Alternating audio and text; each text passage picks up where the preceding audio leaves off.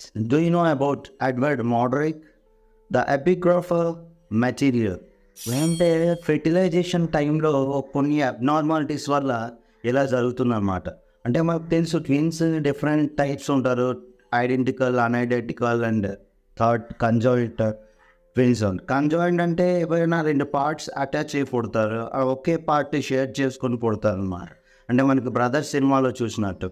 అలాగే రియల్ లైఫ్లో వేనవానికి కూడా ఉన్నారు. బట్ ఇలా కంప్లీట్ కన్జాయిన్డ్ కాకుండా పార్షియల్ కన్జాయిన్డ్ అనమాట. ఇలా ఎడ్వర్డ్ మోడరిక్ ఏంటంటే ఫ్రంట్ ఒక హెడ్ ఉంటుంది, ఫ్రంట్ ఫేస్ ఉంటే బ్యాక్ సైడ్ ఇంకో ఫేస్ అనమాట. అంటే ఒక కంప్లీట్ ట్విన్గా ఫామ్ అవ్వాల్సిన వాళ్ళు ఫామ్ అవ్వకుండా పార్షియల్గా హెడ్లో మాత్రమే ఇంకొక ఫేస్, హెడ్ బ్యాక్ సైడ్ ఇంకో ఫేస్ అనేది వచ్చింది.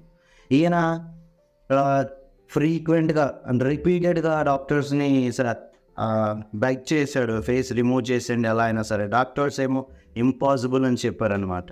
అయినా ఆయన ఏంటంటే నైట్ టైం పడుకునేటప్పుడు ఆయన ప్రశాంతంగా పడుకుంటే ఆ బ్యాక్ సైడ్ ఫేస్ ఏదేదో శబ్దాలు చేసినట్టు భయంకరంగా ఏదైనా ఒక వాయిస్ అలా ఉంటే ఆయన స్లీప్ డిస్టర్బెన్స్ అయ్యేది.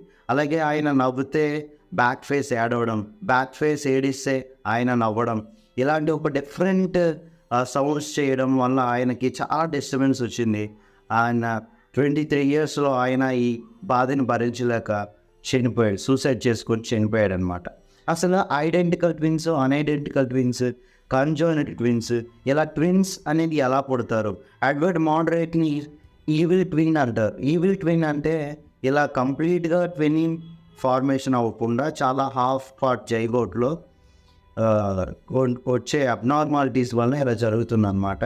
సో మీకు ఇంకా క్లియర్ ఇన్ఫర్మేషన్ కావాలంటే నెక్స్ట్ వీడియోలో పోస్ట్ చేయాలి.